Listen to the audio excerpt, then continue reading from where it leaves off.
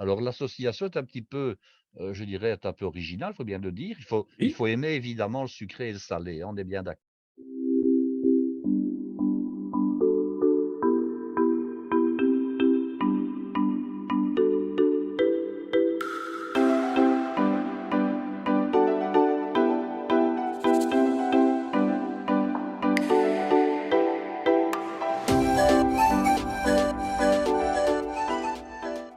Mes amis de la fête de la gastronomie, nos amis de la fête de la gastronomie et tout le monde, bien entendu, bonsoir. Après cet épisode sur les fraises avec Guy, mon ami cuisinier, nous sommes aujourd'hui dans l'épisode 45 et vous allez pouvoir juger par vous-même.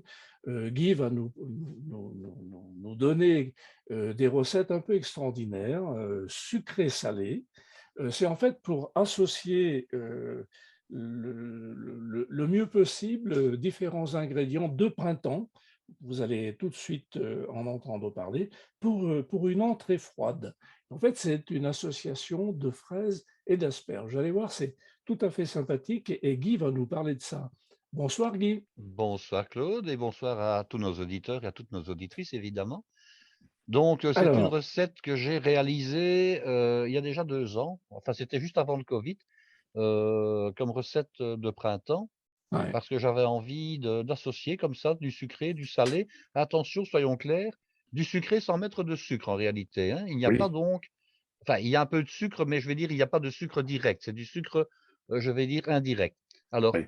je trouvais intéressant, c'est d'associer cette, je dirais à la fois de l'acidité, vous allez voir d'où elle vient, du salé, parce qu'il y aura du sel évidemment pour assaisonner, un peu de piquant parce que bon, ben, il y a du poivre puisque c'est une entrée et qu'en cuisine, on met quand même un petit peu de poivre dans la cuisine française pour relever le goût. En Oui, plus, il y a des fraises. Alors les fraises et le poivre, on sait que ça fait un très, très bon ménage. oui. Et alors, ben, il y a des asperges et j'ai choisi des asperges vertes. Et pour Mhm. corser le tout, si je puis dire, j'ai mis de la rhubarbe parce que la rhubarbe est également un produit qu'on a au printemps. Elle est là toute la belle saison, mais au printemps, elle est jeune, elle est belle, elle est généralement rosée en plus, hein. Et alors, elle va donner de la couleur. Alors bon, il se fait que la rhubarbe, chez nous, elle n'est utilisée, quand je dis chez nous en cuisine française, hein, elle n'est quasiment utilisée que dans les desserts. Oui, Or, il y a des pays, comme dans les pays de l'Est, où la rhubarbe est également utilisée comme légume dans une version, salée. Et alors, ben, rhubarbe et fraises, ça marche bien ensemble, donc je me suis dit: «Pourquoi pas?» Alors l'association est un petit peu, je dirais, est un peu originale, il faut bien le dire. Il oui, faut aimer évidemment le sucré et le salé, hein, on est bien d'accord, hein? oui, oui. Donc vous allez voir une photo. Alors vous allez même en avoir 2 pour le même prix. Vous Oui. allez avoir la version en entrée et vous allez avoir également la version, en tapas. Parce que tout peut se réaliser en tapas. Je m'explique. La tapas, hein, on dira la tapa parce que tapas c'est Oui, le pluriel avec S évidemment à la fin. oui. La tapa, ce n'est jamais que le modèle réduit d'un autre plat. On associe ça toujours à l'Espagne. En réalité, c'est un amuse-bouche, hein, on ne va pas tourner autour du Oui, pot. oui. Vous pouvez réaliser n'importe quel, dérivé des produits de la cuisine française. En toute petite quantité, vous aurez une tapa, tout simplement. Donc ici, Mhm. j'ai fait les 2, hein, donc j'ai préparé la même recette, le même produit à la fois en entrée froide, mais également en tapa. Il suffit tout simplement de décliner dans des plus petites quantités. Alors vous verrez que l'assiette de l'entrée, je l'ai dressée dans une assiette creuse ovale, tandis que la tapa, je l'ai dressée dans des petits supports qui sont maintenant très à la mode depuis quelques années. Ce sont des supports qui sont réalisés en fibre de bananier. Donc Ah ce sont oui, des supports tout à fait non pas mangeables, hein, mais ce oui, sont des supports qui sont tout à fait écologiques et oui. qu'il suffit tout simplement de, je dirais, de mettre au compost, hein, et de D'accord. laisser faire la nature et ce sont des supports qui retournent à la nature et qui vont pouvoir enrichir, votre jardin ou éventuellement le compost communal si vous avez une collecte de compost, dans votre commune. Je ne sais pas Mhm. comment Mhm. ça peut être chez vous. Mhm. Alors, ce n'est pas compliqué, il vous faut quelques produits. Attention, la recette doit se préparer au minimum la veille pour certains ingrédients. Je vais expliquer les différents produits. Il n'y a plus après qu'à les assembler au moment du dressage qui se fait au dernier moment. Alors, que faut-il? Bon, il nous faut des pointes d'asperges vertes. Donc les asperges, c'est vraiment la saison maintenant. Vous allez me dire: «Mais est-ce que les blanches peuvent convenir?» Je vais vous répondre que oui, La seule différence, c'est que les vertes vont donner une couleur un petit peu, je Oui, dirais, chatoyante à l'ensemble, oui, et que le rouge et le vert sont des couleurs complémentaires qui, en peinture, s'associent très bien et qui, en harmonie d'une assiette, s'associent très bien également. oui, Donc, asperges vertes de préférence. Alors, entières ou pas, ou uniquement les pointes. Vous pouvez n'acheter que des pointes, parce que maintenant, on trouve dans les magasins, je dirais, des conditionnements où vous achetez uniquement des pointes d'asperges. Ça existe. Bon, ce n'est pas une obligation. Vous pouvez très bien acheter des asperges entières de manière tout à fait traditionnelle. Et puis, vous utiliserez, disons, la moitié supérieure de l'asperge pour la recette en question. Et les bases, vous vous en servez pour faire un potage. Je vous donnerai d'ailleurs ultérieurement des recettes à base donc de base d'asperges et des recettes de potage aux asperges. mmh, Alors, il vous faut des fraises. Alors prenez des fraises, de préférence des plus petites fraises que vous serez simplement tenu de couper en 2, hein, oui, au maximum. Donc ne oui, prenez pas des grosses fraises qui sont blanches à l'intérieur et qui n'ont pas de goût. oui, Prenez plutôt des fraises de petite dimension et vous avez quand même des fraises extraordinaires en France, hein. Vous oui, avez la Gariguette, vous avez la Marat des Bois, vous en avez d'autres, des fraises qui sont régulières, qui ne sont pas trop grosses et qui sont très très parfumées, qui sont très oui, sucrées, qui sont bien rouges à l'intérieur. C'est oui, ce qu'il nous faut. oui, Alors il vous faut également de la Coppa. Alors ici, j'ai pris de la Coppa qui est une salaison italienne, hein, qui se présente un peu comme un gros salami, mais qui n'est pas réalisé avec de la viande hachée. C'est en fait de la viande qui est roulée sur elle-même, où il y a à la fois du maigre et un tout petit peu de gras qui forment des petites vénules blanches dans la tranche, et c'est très joli. Si vous n'avez pas de Coppa, vous pouvez très bien utiliser des tranches de jambon cru que vous allez découper et que vous allez après plisser sur elles-mêmes de manière à ce qu'elles aient une jolie apparence. oui, j'allais te Ah, poser la question. oui, voilà. Et puis alors, de la rhubarbe. Alors la rhubarbe, je vous donnerai les quantités après, hein. De la Oui, rhubarbe, prenez de la rhubarbe de printemps, la rhubarbe quand elle est encore rose, qu'elle est très jolie comme ça. Elle va oui, vous permettre d'avoir de nouveau une belle couleur dans l'assiette. Bon, si vous n'avez pas de la rhubarbe rose, je vais vous dire comment vous pouvez faire après de manière à obtenir le même résultat. Et puis, du vinaigre balsamique, mais pas n'importe quoi. Prenez un vinaigre balsamique crème ou une quintessence de vinaigre balsamique, c'est-à-dire ne prenez pas un vinaigre balsamique trop liquide ni trop bon marché. Il y a plusieurs types, il y a plusieurs qualités de vinaigre balsamique. Quand vous allez dans un rayon où il y a 4 ou 5 vinaigres balsamiques, vous verrez, vous en avez qui est à un prix tout à fait démocratique. C'est le vinaigre qu'on va mettre dans la salade. Ici, j'ai utilisé un vinaigre balsamique plus épais, plus âgé, oui, plus coûteux également. On en met très peu, on n'en met que quelques gouttes, hein. Vous mmh, verrez comment j'ai dressé l'assiette, mais on va le choisir pour son goût, pour son parfum. On ne va pas prendre quelque chose qu'on trouve maintenant et qui est finalement, entre guillemets, un succédané de vinaigre balsamique, hein, mais oui, qui n'est pas du vrai vinaigre balsamique. oui, Ici, oui, prenez un oui, produit de qualité. Alors, oui, pour ce qui est de la garniture proprement dite, j'ai utilisé un tout petit brin de cive, donc la partie blanche, la partie donc qui est dans le sol du jeune oignon finalement. Je vous expliquerai comment je l'ai taillé. Et puis quelques filaments de germes de betterave rouge ou bien de radis rouge, parce que vous avez, ou de chou rouge, ça existe, hein. Vous oui, avez comme ça des petits filaments qui sont d'une belle couleur écarlate et que vous allez pouvoir parsemer sur votre assiette. Maintenant, si vous avez une autre herbe qui est jolie, une autre petite pousse, elle fera l'effet, oui, que vous souhaitez également, hein. oui, Mais ne prenez pas, par exemple, des feuilles d'estragon, parce que l'estragon va amener oui, un goût complémentaire, je vais dire qu'il n'est pas mauvais en soi, soyons objectifs, mais oui, qui va un petit peu dénaturer l'ensemble de l'assiette. oui, Alors, quelle oui, quantité maintenant?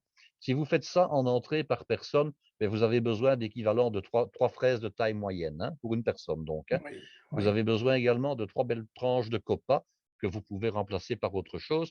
Imaginons que vous décidiez de mettre du jambon de Bayonne, et vous mettez l'équivalent d'une belle tranche de jambon de Bayonne que vous oui, allez après couper en 3 et plisser sur elle-même. oui, Alors, au moins 3 pointes d'asperges, c'est-à-dire qu'en fait, vous allez prendre à peu près la moitié supérieure de l'asperge verte, hein, donc au moins 3 branches d'asperges, et oui, vous allez la couper en 2 de manière à avoir la pointe proprement dit, et puis la partie qui est juste en dessous, mais qui n'est pas la base, que vous allez également utiliser et que vous allez mettre dans votre assiette pour donner de la mâche, pour donner de la quantité, oui, mais que vous allez un petit peu dissimuler. oui, Et alors à peu près l'équivalent d'un tout petit bâton de rhubarbe par personne, un tout petit, hein. oui, Donc ça veut dire que si vous avez un bâton un peu plus important, un demi suffira. Alors ce que vous d'accord, devez faire la veille en réalité, c'est confire votre rhubarbe. Alors la rhubarbe a ce site particulier, c'est que si vous la faites cuire avec du sucre dans une casserole, la rhubarbe, elle se compote, elle tourne à Oui, rien et vous n'avez pas de bâton. Or, le oui. but, c'est qu'elle soit mangeable, qu'elle soit consommable, qu'elle soit sucrée, mais qu'elle reste sous forme de bâton. Et pour ça, il y a un truc. Il y en a Mmh. même 2 en réalité. Mmh. Alors, le premier truc que je vous donne, c'est le suivant.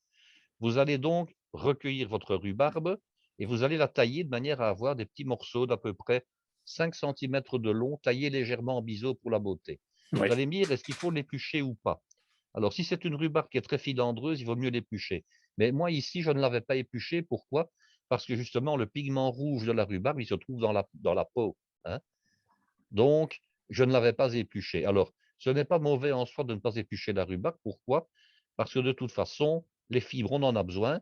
Alors, on a des gens qui vous parlent d'éplucher la rhubarbe, d'éplucher les asperges, même 2 fois.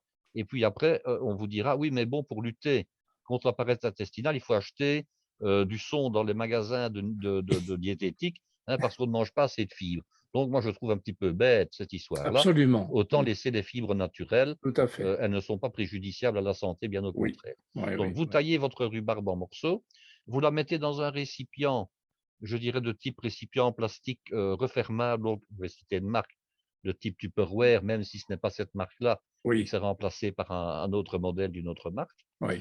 Vous allez peser la quantité que vous avez et vous allez réaliser un sirop de sucre. Donc Ah, imaginons que vous avez 800 grammes de rhubarbe, je dis un chiffre comme ça, oui, oui. vous allez réaliser ce qu'on appelle un sirop de sucre simple à quantité de 800 grammes. Alors pour ça, ça va faire tout simplement 400 grammes de sucre et 400 grammes d'eau que D'accord. vous allez amener à ébullition et vous allez verser ce sirop-là brûlant. Donc dès qu'il bout, vous le laissez frémir pendant 2 minutes et puis vous le versez brûlant sur la rhubarbe. OK? Ah, Mais sans faire cuire la rhubarbe. Ça, c'est comment dirais-je, une des possibilités. Vous refermez directement, le récipient avec le couvercle et vous oui. laissez tirer comme ça jusqu'au lendemain. Ah Alors, oui. qu'est-ce qui va se passer? Tout simplement que par le phénomène d'osmose, vous avez une communication entre les solutions les plus concentrées et les moins concentrées. Alors, où se Mmh. trouve la solution la moins concentrée en sucre? Ben, c'est dans la rhubarbe, puisque la rhubarbe elle est constituée de plus de 90 d'eau et d'acide, mais il y a très peu de sucre dans la rhubarbe. Et Mmh. le sirop qui est à côté, lui, qu'est-ce qu'il va faire? Eh bien, il va pénétrer dans les bâtons de rhubarbe, il va les sucrer, il va légèrement les cuire puisque vous allez verser ce sirop brûlant à 100 degrés sur Oui, les bâtons de rhubarbe. Donc il va y avoir une petite cuisson, mais qui ne sera pas suffisante que pour amollir, je dirais, et pour, compoter vos bâtons de oui. rhubarbe. Ils vont rester entiers, hein. D'accord, Alors d'accord. le lendemain, ce n'est pas compliqué, il vous suffira de les prélever, hein, et vous aurez vos morceaux de rhubarbe qui vont être tout à fait consommables, qui vont être attendris, mais qui ne vont pas tomber en compote. Très Ça bien. va? Voilà. Oui, c'est Et alors, parfait. l'autre solution, mais pour ça, il faut avoir une machine à faire le vide, consiste tout simplement à mettre avec du sirop de sucre, éventuellement même de la grenadine pure, les morceaux de rhubarbe. À ce moment-là, on va avoir des morceaux qui vont rester bien rouges du fait de la grenadine qui est rouge. Mmh. Et alors, on doit les pocher pendant un quart d'heure, pas plus, hein. Pendant un quart d'heure, donc dans les sacs sous vide, dans une eau à 80 degrés. D'accord. Et on a un petit peu la même chose que de verser le sirop brûlant dessus. Donc en fait, quand vous versez le sirop brûlant qui est à 100 degrés, vous le versez sur la même quantité, je dirais, de produit que lui, puisque vous avez la rhubarbe, qui va instantanément le faire refroidir. OK? Et Mmh. quand vous recouvrez avec le couvercle directement, la chaleur va se maintenir pendant un certain temps. Oui, Donc, la cuisson que vous provoquez en versant le sirop brûlant sur la rhubarbe, vous avez le même résultat en cuisant sous vide la rhubarbe oui, dans de la grenadine, mais seulement pendant un quart d'heure à 80 degrés. oui, oui. Ça, c'est l'autre D'accord, technique. d'accord. Voilà.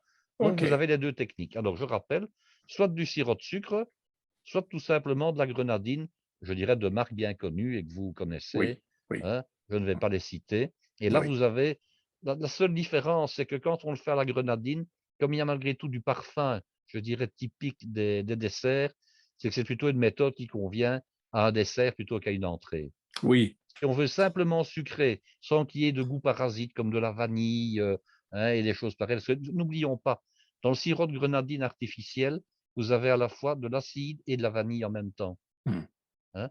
Donc ça perturberait un petit peu le plat. Donc le mieux, c'est le sirop de sucre tout simplement. Alors vous allez me dire: «Oui, mais bon, si je veux vraiment que ma rhubarbe reste bien rouge et qu'elle soit je dirais, d'un beau rouge tapant, alors il y a une solution, hein. C'est que dans votre sirop de sucre, vous mettiez 1 ou 2 gouttes de colorant rouge carmin. Il y a pas d'autre, il y Oui, a pas d'autre échappatoire. À ce moment-là, oui, oui, vous aurez quelque chose qui sera bien rouge, mais moi ici, pour l'assiette, je ne l'avais pas fait.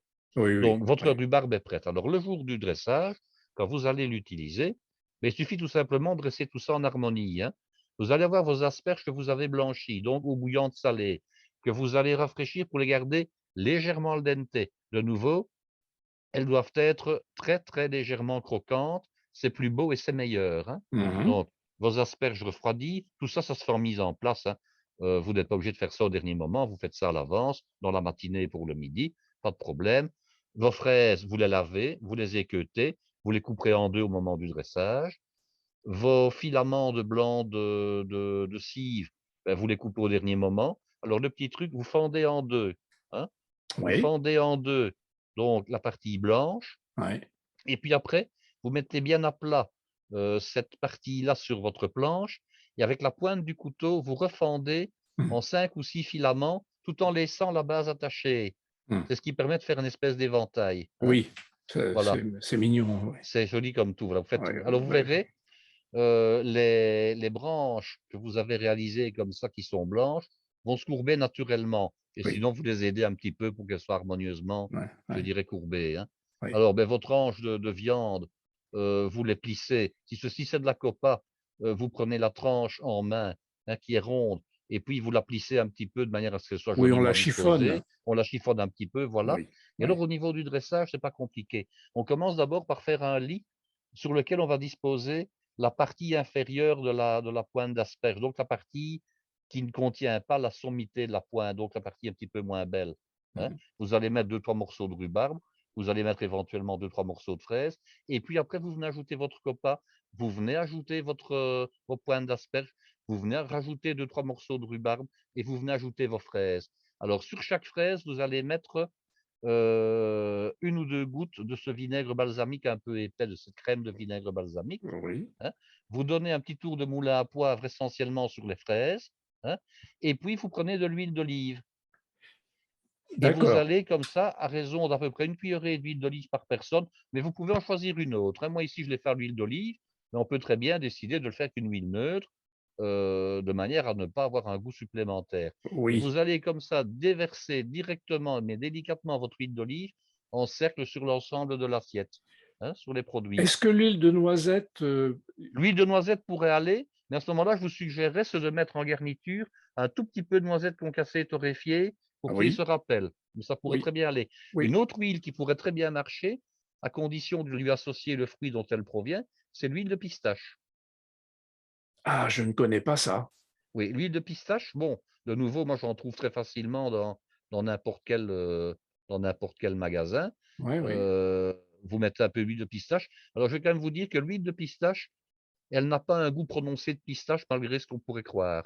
Le goût est très, très faible, hein. D'accord, elle est un peu C'est une neutre? huile qui est verte, mais elle pourrait très bien fonctionner. Ah oui, oui, Alors, j'aurais un petit peu plus d'hésitation avec de l'huile de noix, parce que l'huile de noix, elle a vraiment un goût très oui, particulier, oui, mais oui, pourquoi pas, hein? À ouais, condition de la couper éventuellement en 2, OK? ouais, Et ouais, puis, bien entendu, toutes les huiles, je dirais, qui n'ont pas de goût particulier, hein, ouais, ouais, l'huile de lin, ouais, l'huile de soja, bon, l'huile d'arachide, l'huile de ouais, tournesol qui maintenant devient extrêmement rare, mais enfin bon, l'huile de oui, maïs, bien entendu. Mais ouais, c'est vrai que mettre une huile parfumée n'est pas une mauvaise idée. Bon, moi, j'avais mis de l'huile d'olive parce que je l'aime bien, mais on peut ouais. très bien mettre une huile avec, je dirais, extraite d'un fruit sec, hein, ça peut très bien marcher. Oui, oui, oui, oui, oui. Et puis alors, est-ce qu'il faut du sel, vous allez me dire? Ben, je vais vous dire que non, pour la raison suivante, c'est que la viande, elle est déjà salée, OK? Oui, oui, Les asperges qui sont enfin, qui ont été cuites, elles ont été cuites dans de l'eau bouillante salée, donc oui, elles sont salées. Les fraises et le sel n'ont pas d'intérêt à être ensemble. oui, oui, oui, oui, Donc du sel, à moins que vous ne mettiez tout simplement, mais alors là, il faut en mettre très peu, je dirais un sel de qualité, mais plutôt sous forme, je dirais décorative, qu'assaisonnante. Par mmh. exemple, quelques cristaux de fleurs de sel, par Oui, exemple, ça oui, pourrait se mettre, oui, mais de manière tout à fait parcimonieuse pour qu'on ait un petit peu le croquant du sel, mais pas tellement son assaisonnement. Donc il faudrait vraiment en mettre très, très peu. Ce mmh. qui pourrait aussi marcher, c'est du sel noir, par exemple. Connaissez le sel noir? Sel Non. noir d'Hawaï, sel de lave, Ouais, etc. ouais. Mettre quelques cristaux de sel noir, ça pourrait Ouais. avoir un bel effet décoratif également. Voilà. D'accord, Et alors, d'accord. vous terminez, je dirais, la décoration en installant, je dirais, Petite la petite goutte. branchette, oui, la petite goutte de vinaigre et surtout aussi la Ouais. petite branchette de cive, hein, qui est Oui, blanche. oui, Et bien puis vous sûr. parsemez avec quelques brins d'une herbe ou d'une graine germée. Je dirais, ici, j'ai mis une herbette plutôt de couleur Ouais, fuchsia qui va très bien s'harmoniser avec ouais. le rouge des fraises et le rosé de la Est-ce qu'on rhubarbe. peut est-ce Mais qu'on vous peut n'en mettre avez quelques pas, vous est-ce mettez qu'on autre chose, hein. oui, est-ce qu'on pourrait mettre quelques radis? On pourrait mettre des radis, pourquoi pas, mais je vais dire qu'ici, entre guillemets, les 3 choses que j'ai mises là, donc rhubarbe, fraise et asperges, se suffisent à elles-mêmes, hein. Oui, Mais oui, maintenant, peut-être. je dirais que l'assiette en question, elle peut être modulée avec plein d'autres choses, hein. Oui. Imaginons que vous ne supportiez pas, par exemple, les fraises, Mmh. hein, et Mmh. que vous décidez de garder la rhubarbe, pourquoi pas, les asperges, et à ce moment-là, vous mettez des radis, mais vous ne mettez pas forcément les fraises. Mmh. Ou alors Mmh. vous supprimez éventuellement la rhubarbe et vous mettez, du radis. Mmh. Heu, Tout est possible, Oui, mais je dirais qu'il ne faut pas forcément multiplier les différents produits, oui, je dirais dans la même assiette. oui, pas Ici, plus de 3. Oui, oui. on a déjà un, deux, trois, 3 produits. quatre, 5, 6 produits différents, Oui, plus oui, l'assaisonnement, donc oui. l'huile, et le vinaigre. Donc si vous ajoutez encore, par exemple, Heu, enfin ici ça ne le demande pas. Le but c'est de goûter séparément la fraise, la rhubarbe, l'asperge et de prendre un petit morceau de viande en même temps, hein. Parce que quand on veut déguster cette assiette-là, il y a moyen de faire une expérience culinaire assez intéressante, hein.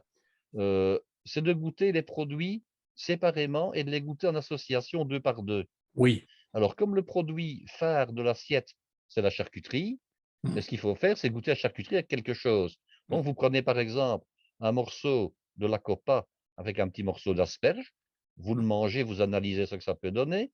Vous prenez un petit morceau de copa avec un morceau de fraise sur laquelle vous avez déposé votre vinaigre balsamique, ça donne Mmh. encore un autre résultat. Vous prenez un morceau de copa avec un morceau de rhubarbe, ça va encore donner un autre résultat. Vous prenez un Absolument. morceau de copa avec le blanc de l'oignon, ça va encore donner un autre résultat. Mmh Et vous mh, pouvez comme mmh. ça analyser à 5 ou 6 reprises les associations qui sont dans la même assiette. Guy, j'ai un petit penchant pour la crème fraîche. Est-ce une crème fraîche salée, en nuage un peu par-dessus? Ça pourrait se faire, je vais dire qu'à ce moment-là, elle viendrait plutôt, à remplacer l'huile. Mais Oui, oui, parce oui, que ce sera le corps gras que vous allez mettre, hein. oui, oui, oui, Ou alors il faudrait mettre la crème fraîche à la place du vinaigre éventuellement. Mais on pourrait très bien envisager de la mettre en plus. Maintenant, oui. moi, quand j'ai conçu l'assiette, je ne l'ai pas conçue avec de la crème fraîche, Non, mais mais bien sûr, mais voilà, on est là pour on a pour discuter. discuter. Oui, oui, Mais tout à je vais fait. dire que tout est une expérience culinaire, en Oui, fait, hein. oui, oui, tout à Ici, fait. bon, quand j'ai réalisé cette assiette-là, une personne de mon entourage qui était invitée à ce repas, m'a dit: «Oh, mais non, je ne saurais pas manger une association avec de la rhubarbe, de la fraise, de la viande». Enfin bon, bon, il y a des gens qui ne sont pas, je dirais, forcément, ouverts aux expériences, Oui, oui, oui, il y a, gastronomiques. oui, certains sont très Et conservateurs. beh, oui, voilà, donc celui qui dit: «Bon, alors forcément, beh, ça a été, la viande et les asperges toutes seules, quoi, pas les Ouais, fraises et pas la rhubarbe». Bon, ouais, mais ça, quand on n'aime pas l'aigre doux au départ, évidemment, oui. et ce genre d'association, ben, on ne sait pas vraiment goûter pleinement ce genre de plat, hein. Bien sûr, bien sûr. Mais alors, j'ai une autre question qui me vient, en tête, c'est que, lorsque tu démarres un repas avec cette entrée-là, ça veut dire que tu donnes une image de ce que va être la suite. Eh bien, je vais vous dire que pas forcément, parce que ce jour-là, j'avais envie de réaliser une entrée qui soit une entrée à la fois, bon, c'était l'été évidemment, hein, le début de à mon avis, c'était au début du mois de juillet. Heu, L'idée, c'était de dire: «On va faire une parenthèse sucré-salé au début du repas» et puis alors on avait suivi tout ça, d'un teppanyaki, en fait. Alors on va dire: «Oui, mais bon, ça avait des connotations un petit peu asiatiques finalement, le sucré, salé et cetera». Et puis le teppanyaki, bon, ben, c'est aussi une connotation un peu orientale. En réalité, le teppanyaki, c'est simplement une plancha, hein. Donc Mmh. c'était, une plaque chaude, qui se trouve au milieu de la table, sur laquelle chacun cuit la viande qu'il a envie. Mmh. Hem, je dirais qu'on pourrait, par exemple, faire suivre ce plat-là d'un autre plat sucré-salé, mais pour moi, ce serait une erreur. Et je vais vous dire pourquoi. Parce que ce serait de nouveau faire redondance, Oui, hein. non, mais là, je suis d'accord. Là, je ne mettrais pas, par Oui, exemple, après, une viande avec, une préparation aigre douce, puisque oui, j'ai déjà cette aire de famille abso dans l'entrée, donc je ne le absolument, mettrai pas. absolument. Mais cela dit, il me semble qu'il faut quand même continuer un petit peu le grain de folie, Ah oui, tout à fait. On tu peut très vois? bien dire, voilà, on est dans une tendance un peu novatrice comme ça, hein, et on surprend ses invités en disant: «Bon, ben, voilà, le premier plat va vous surprendre, et bien le deuxième, qui sera le plat principal, normalement, va également vous surprendre». Pourquoi pas? Pourquoi Oui, pas? oui. Et parce que moi, je démarre un repas comme ça, ça me paraît un peu inconcevable de démarrer avec ce plat tout à fait rigolo, étonnant, novateur, et puis de continuer par, une cuisine Un grand classique, voilà. des plus classiques, si tu veux. Oui, voilà, Hein, voilà. hein. Je trouverais quelque chose pour, être dans cette idée un petit peu différente, Maintenant, le plat en question ici, ça peut aussi être un plat unique. Je m'explique. Lors d'un repas du soir, par exemple, hein, oui, on peut oui, très bien prendre ce plat-là, entre guillemets, comme plat principal, après avoir pris l'apéritif et mangé autre chose ouais, à l'apéritif, et puis après, une planche de fromage après ça, et puis le dessert. oui, oui, On peut très bien avoir ceci comme plat de repas de soir, oui, hein, ça oui, ne pose aucun problème. oui, oui, Quitte, par exemple, à dresser l'assiette pour qu'elle soit joliment présentée avec une quantité, comme je l'ai mise dans l'assiette, en porcelaine, une oui, quantité raisonnable, et puis oui, avoir, je dirais, en repasse, sur plat, à la mmh, fois un bol ou un plat avec, des fraises au vinaigre, des pointes d'asperges et de la charcuterie qui est coupée et puis que chacun reprend, et puis de la rhubarbe aussi, avoir comme ça de la repasse où chacun va reprendre ensuite selon son plaisir, oui, pour compléter son assiette et continuer dans la même veine à ce oui, moment-là, oui, en disant: «Beh, tiens, moi je n'aime pas trop les asperges, je n'en prends pas» ou «Je n'aime pas trop la rhubarbe, je n'en prends pas». Donc il y a moyen, je dirais, que le plat soit plus étoffé en quantité, oui, mais on garde l'idée du dressage, joliment présenté, et puis après il y a de la repasse sur des plats de service annexes. Ça peut se oui, faire aussi. oui, oui. Qu'est-ce qu'on boit avec cette entrée? C'est une excellente idée à laquelle j'avais pensé. Alors moi je trouve alors il y a plusieurs, bon, je dirais que le ça fait un peu cliché ce que je vais dire évidemment, hein, mais moi j'adore, bon, d'abord il y a le rosé, hein. Je crois que c'est Oui, le vin qui incontournable. va vraiment aller passe-partout. Oui, Pourquoi? oui, Parce que le rosé avec les asperges, il marche très bien. Le rosé avec la charcuterie, il marche très bien. Le rosé, alors si vous prenez un vin plutôt des, je dirais, de Côtes-du-Rhône, par exemple, hein. Il va très bien aller parce que vous allez avoir dans ce vin-là des notes poivrées. Or ici, vous avez mis du poivre sur les fraises. oui, mais Donc ça ça va peut être très, très fort, bien non? marcher. Un Tavel, par exemple, Ah va oui, un très bien Tavel, marcher d'accord. là-dessus. Et alors ce que je un rosé de Provence aussi. Oui, Ce que je ne prendrais pas, c'est du rosé d'Anjou, par exemple. Bon, je vais me faire des ennemis, mais je n'aime plus trop le rosé d'Anjou en accompagnement de plat parce que je le trouve relativement sucré. oui, Heu et bon, par oui. contre, je mettrais volontiers un vin acidulé très légèrement sucré. Alors vous connaissez sans doute ce vin-là, ce sont les rosés du Portugal. Alors il y Non, a une marque qui est très connue et qu'on trouve dans beaucoup de restaurants, de type asiatique, c'est le Mathéus, mais il n'est pas le seul. Vous avez d'accord, Mathéus est une marque, mais ouais. vous avez ce vin-là qui existe, je dirais, sans être de la marque Mathéus et qui est toujours relativement apprécié. C'est un vin qui est à la fois acidulé Mmh. et très légèrement sucré, très légèrement, pas autant que le rosé d'Anjou, hein, Ouais, nettement moins, et qui est ouais, extrêmement plaisant. Et alors il va s'accorder particulièrement bien parce que il est à la fois rosé d'une part, il y a de l'acidulé qui va rappeler le goût de la rhubarbe, et il y a une sucrosité qui va très bien s'accorder avec la fraise, donc il va très bien marcher. Et alors mmh. vous avez en version vin blanc, ce qu'on appelle le Vinho Verde Ah portugais oui, oui, également. oui. Alors qui lui est également et acidulé et très, très légèrement sucré également. Mmh. Donc il va aussi très, très bien marcher. Mmh. Mmh. Alors si on veut aller du côté de l'Alsace, c'est un peu plus scabreux, mais vous avez des vins d'Alsace qui s'accordent très bien avec les asperges également. Alors, il faut à ce moment-là prendre un vin, faut pas aller dans les vendanges tardives et des choses comme ça, hein. Ah non, ah non, ah Ça ne non, va pas du tout aller non, ensemble. non. Mais par contre, un rosé d'Alsace, parce que bon, vous avez le pinot noir qui peut être décliné soit en vin rouge, mais qui est également décliné, en vin plus clair en Alsace. Un rosé d'Alsace en pinot noir peut très, très bien Ouais. fonctionner également. Je vais te faire une proposition qui peut-être va te faire bondir. Non, M tout est mais entendable.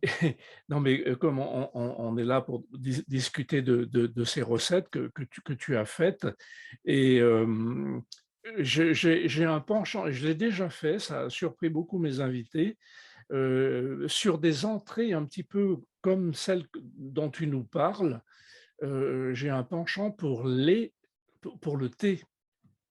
Ah, c'est la grande mode maintenant, effectivement. De J'aime servir du thé avec, avec des menus, je dirais entre guillemets «de type européen». absolument. Hem, j'avais été contacté par une jeune dame qui avait fait une formation et qui se dénommait elle-même sommelière de thé. Bon, Ah oui. alors elle m'avait contacté il y a une dizaine d'années parce qu'elle avait encore mes références en tant que chef d'atelier d'école hôtelière. Et Mmh. alors je lui ai dit, je dis: «Écoutez», je dis: «Mademoiselle, je ne saurais vraiment pas vous aider parce que je ne m'occupe plus, heu, de cours d'hôtellerie, je m'occupe d'autres sections où il n'y a pas d'hôtellerie, mais voilà les coordonnées de mon remplaçant, éventuellement vous le contactez». Ouais. Alors c'est vrai qu'il y a comme ça toute une série de thés, Ah oui. qui peuvent s'accorder avec des plats comme ça. La seule chose, c'est que j'hésiterais sincèrement, c'est savoir est-ce que je bois le thé brûlant ou est-ce que je bois le thé glacé? Alors, ni Ça l'un ni c'est l'autre ni ça l'un c'est ni l'autre, ma question. oui. Parce Alors, qu'en fait, l'été, on aime bien boire des choses rafraîchissantes, hein. pour moi, c'est dans ce genre de choses, je sers des thés, heu, juste chauds, C'est ça. pas ni glacés ni bouillants, juste chaud, Alors, de tu toute vois? façon, il y a dans la gamme des thés, je parle maintenant des thés aromatisés, hein. Il y a dans la gamme des thés maintenant et des mélanges, il y a toutes sortes de variétés Oui, et moi je ne suis pas du tout contre le fait de ne oui, pas respecter, le thé pur, hein. Par exemple, absolu j'adore, parce qu'on en trouve aussi beaucoup, des mélanges. Vous avez des thés qui interviennent dans le mélange, mais oui, également toute une série de fruits séchés. Donc, absolument. Oui, oui, soyons clairs, vous avez des thés dans lesquels il y a de la rhubarbe, dans lesquels il y a, de la fraise. Je oui. dirais pourquoi pas, hein? Oui, oui, oui, oui, oui, oui, oui, oui, oui.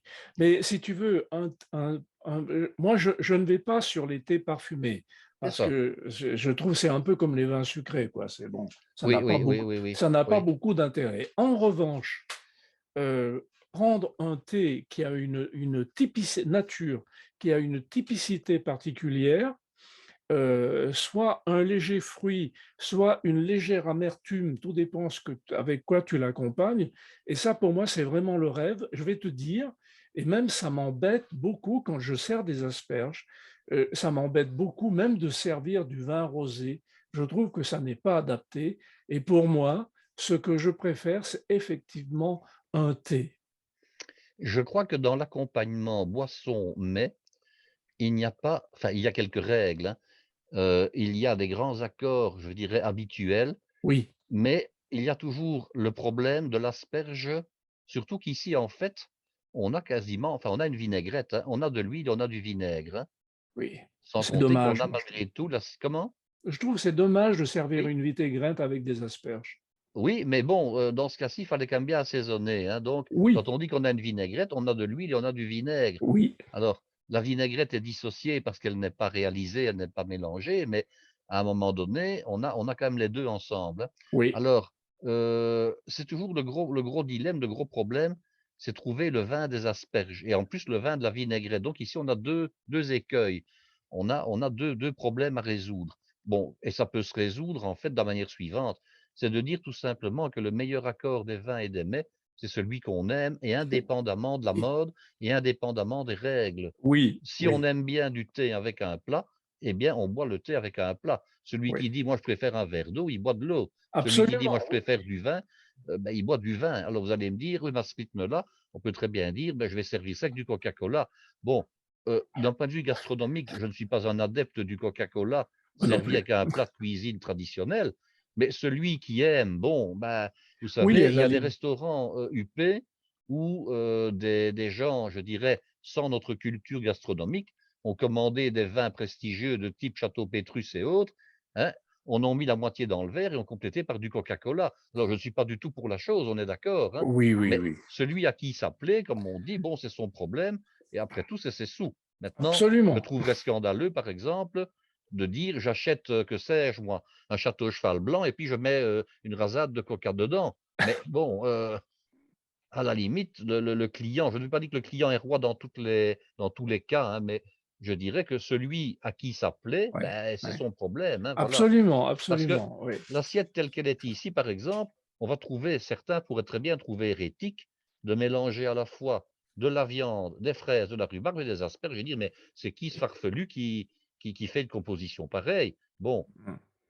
soyons clairs aussi, la composition telle qu'elle est là, hein, et j'en ai parlé au moment de la dégustation, il n'est pas question de mettre dans sa bouche en même temps tous les produits, hein. Bah, oui, c'est J'ai pas bien possible. dit, on prend un petit morceau de viande qu'on va goûter avec les asperges, on en prend un autre qu'on va goûter avec la rhubarbe, on en prend un autre qu'on va goûter avec la fraise, mais il n'est pas question de mettre dans la même bouchée de l'asperge, de la Oui. fraise, de la viande. Bon, voilà, on est bien Mais d'accord, alors, hein, on est Guy, bien d'accord, hein. par rapport à la présentation de ton assiette que vous verrez, mesdames et messieurs, hein, je la publierai évidemment, ça veut dire que peut-être la copa, il faudrait la couper et en tout cas faire des morceaux, il faudrait avoir à utiliser le moins possible le couteau, sans tout foutre le bazar dans l'assiette. Oui, ben, je pense malgré tout que, on a encore, je dirais, le couteau et la fourchette qui peuvent servir à couper parce que la fraise, effectivement, vous pouvez la manger telle qu'elle est présentée là, elle est en demi et on ne fera qu'une bouchée,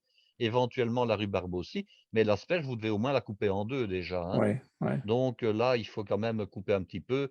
ouais. On pourrait on pourrait on pourrait faire quasiment une salade dans le sens, salade de fruits où on a tous les morceaux mélangés, mais à ce moment-là, on ne sait pas faire une belle présentation d'une Oui, part c'est vrai, hein, oui, oui, et oui, d'autre part, ça obligerait les gens à manger un peu n'importe comment et ça, c'est pour oui, bien justement leur faire comprendre que ce sont des choses qui sont juxtaposées, qui sont combinées entre elles de manière à être jolies dans l'assiette, mais oui. qu'il n'est pas question, je dirais, de tout mélanger n'importe comment. Ça, Et il faut le alors Guy, savoir. oui, Et j'ai une autre oui, question. j'allais encore oui, vas-y. Pardon Guy, je t'ai Non, coupé, non, tu non, non, pas de mal. Mais heu, j'allais également dire que la fraise n'est pas l'incontournable, dans le sens où vous pouvez très bien mettre d'autres morceaux de fruits, comme ça qui pourraient fonctionner. Par exemple, le kiwi, qui est à la fois acidulé et sucré, mais mmh, également la framboise, qui est un fruit rouge d'été. mmh Pour mmh. remplacer la fraise par la Bien sûr, framboise, vous bien allez avoir sûr. un très bel accord et puis surtout, voire même la cerise, mais la framboise, j'y pense. Pourquoi?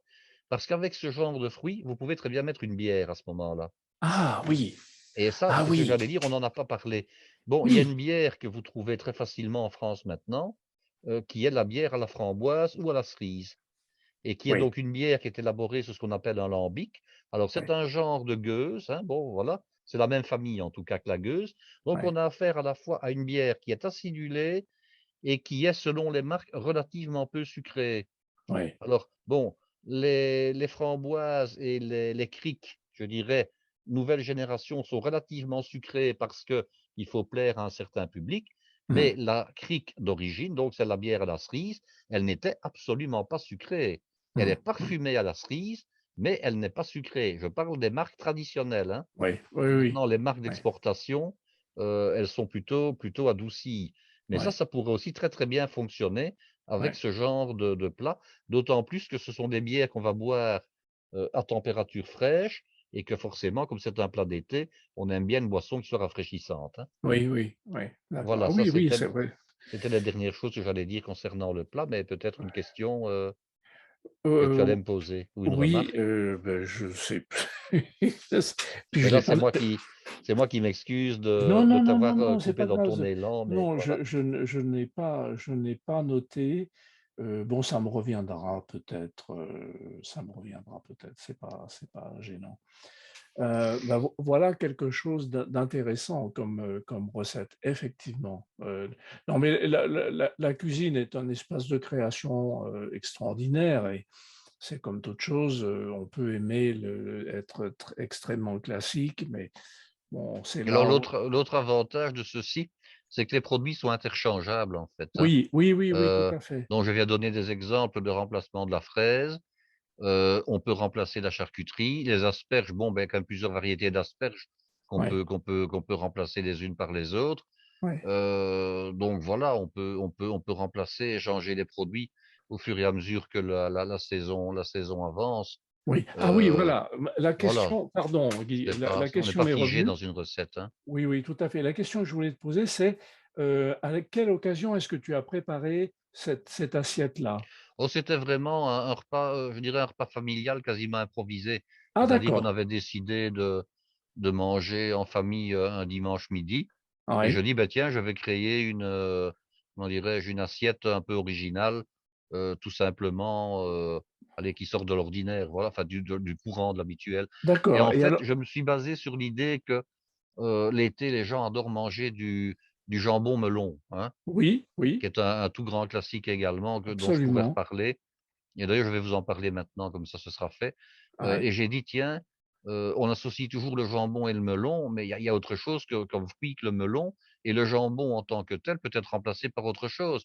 Donc j'ai pris la copa parce que c'est une viande qui est également une viande salée et qui finalement a à peu près la même caractéristique qu'un jambon, hein, de comme un jambon de Parme ou un jambon de Bayonne, hein. C'est une viande où il y a à la fois du maigre et du gras, Mmh. qui est une viande, salée séchée donc pourquoi se contenter ou se limiter uniquement au jambon quand il y a d'autres charcuteries, tout simplement, hein? Avec l'avantage, c'est que la copa, comme c'est une petite rosette d'un diamètre de Oui, 7-8 centimètres, on pouvait l'individualiser facilement, la plisser facilement, tandis que quand on a une tranche de jambon qui fait, 20 centimètres de longueur, hein, on est obligé de la couper en 2 ou en 3 absolument, pour la oui, ça répond à la manipuler. question tout à l'heure, Voilà. oui. Oui, oui, oui, tout à fait. Oui, oui. Bon, très bien et alors, oui, tu disais le melon, c'est Ah tu oui, donc je disais le melon. Mais voilà, très souvent, on commet une erreur. Quand bon, je vais vous donner ma manière de présenter, le jambon melon, qui est une manière un peu plus originale. Souvent, on présente le melon avec du jambon ou on dit on fait en entrée, ça existe, un melon porto. Bon, oui, oui, alors, la grosse erreur que beaucoup de personnes font, quand on fait un melon porto, c'est de couper le melon en 2 généralement, on le coupe en dents de loup, on les vide et puis après on met du porto rouge déjà. oui, Donc ça c'est la grosse erreur. oui. C'est la grosse erreur. Quand on fait un véritable melon, au porto, c'est du porto blanc qu'on doit mettre. Ah oui, C'est du oui, porto blanc pour une question de présentation. Il y a rien de plus vilain. Alors normalement, on doit prendre une fourchette, hein, et quand on a mis le porto dans le melon, avec une fourchette, on doit, je dirais, faire des trous dans la chair, pas dans la coque évidemment, hein, sinon on a une fuite sur la table. Mais on mmh, doit faire des trous pour permettre au porto d'imprégner la chair du melon et on doit oui, mettre au moins, je dirais, le porto dans le melon, l'équivalent de moi, je dirais, 1 bonne heure au réfrigérateur pour que le melon soit bien imprégné par le porto et oui, alors j'ai trouvé que ça pourrait être très original d'associer les 3 en même temps. mmh, À la fois le porto, le melon et le jambon. oui, Alors comment faire? Ça, c'est la bonne question.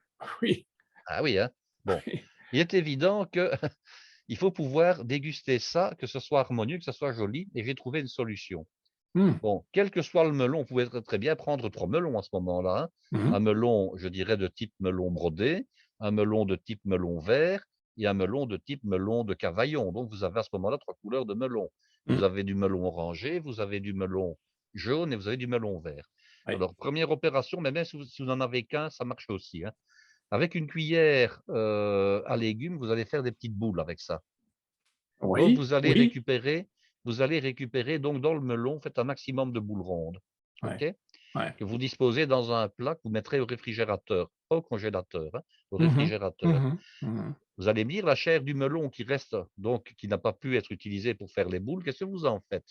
Eh bien, vous allez la mixer et vous Oui, ajoutez à cette chair du porto blanc oui, et vous versez à ce moment-là ce coulis de melon au porto sur les billes de melon, OK?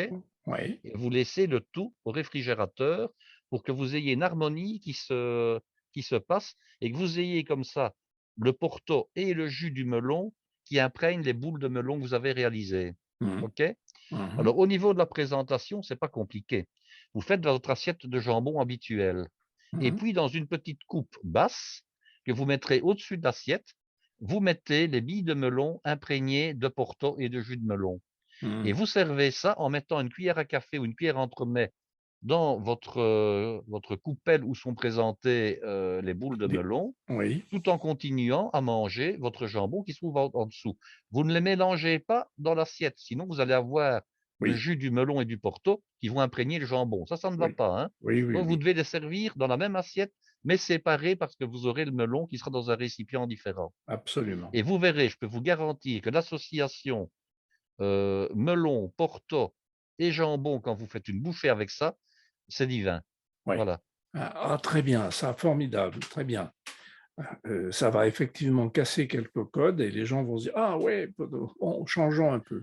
Très Maintenant bien. attention, il ne faut pas non plus ennoyer le melon dans le porto, Oui, hein. Il oui, faut il faut être minutieux, il faut être dosé. oui, En oui. fait, vous devez avoir le porto qui va parfumer le melon, mais vous ne devez pas avoir un cocktail avec des boules de melon dans le liquide, hein. Oui, oui, oui, On est bien oui, d'accord, hein? On oui, doit oui. on doit disons, garder l'église au milieu du Oui, village et ça veut dire que l'appareil qui va recouvrir les billes, c'est un petit peu sirupeux, oui, et c'est la raison pour hein? laquelle j'utilise à ce moment-là, et s'il y a pas de perte, j'utilise la chair du melon qui n'a pas été transformée en boule parce qu'il Ouais, y a forcément une résille là de chair qui n'est pas utilisable puisque bon, ouais. alors on va se dire: «Qu'est-ce qu'on en fait?»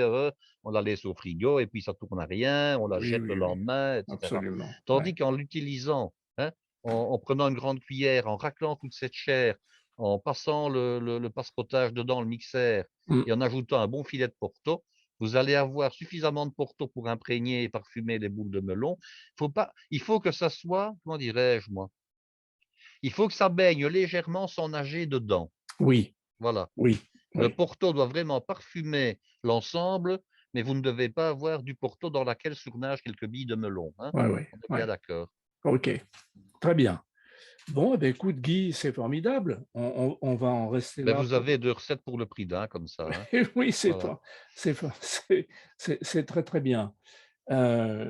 Merci beaucoup Guy pour cette très bonne recette et cette discussion rigolote et constructive sur les recettes que tu nous as présentées et toutes les possibilités que l'on peut faire. Et ce qu'on peut demander à nos auditeurs, c'est éventuellement de réaliser la recette en question et puis de nous envoyer des photos de leur réalisation, hein, pourquoi pas? Absolument, absolument, d'envoyer les photos sur mon mail, je le mets, dans l'épisode, mais je vous le donne, hein, c'est mon prénom et mon nom tout attaché, claudecarat@gmail.com. Carat comme le bijou, Carat, vous ne pouvez pas vous tromper. Et Heu, n'oublions pas peut-être de mentionner à tous nos auditeurs que s'ils ont une question à poser, qu'elle soit relative à cette recette-ci ou à une autre recette, ils peuvent s'adresser, à nous et nous essaierons d'y répondre ab évidemment, hein. absolument, absolument, mais j'engage, oui, j'engage toujours les gens à faire les commentaires. De quoi parlerons-nous une prochaine fois, Guy? Eh bien, nous allons continuer, puisque nous sommes au printemps, Oui. à parler asperges et je vais vous décliner, les asperges sous une autre forme d'entrée, de manière à pouvoir, les servir, cette fois-ci sous forme d'entrée uniquement salée. Il n'y aura plus de sucrosité dedans, de manière à pouvoir contenter ceux qui n'aimeraient pas le premier plat, mais ils auront le deuxième Bon, pour se refaire une santé, voilà. c'est parfait. Merci beaucoup, Guy, Eh bien, à bientôt Claude. et à très bientôt. Au revoir, chers amis.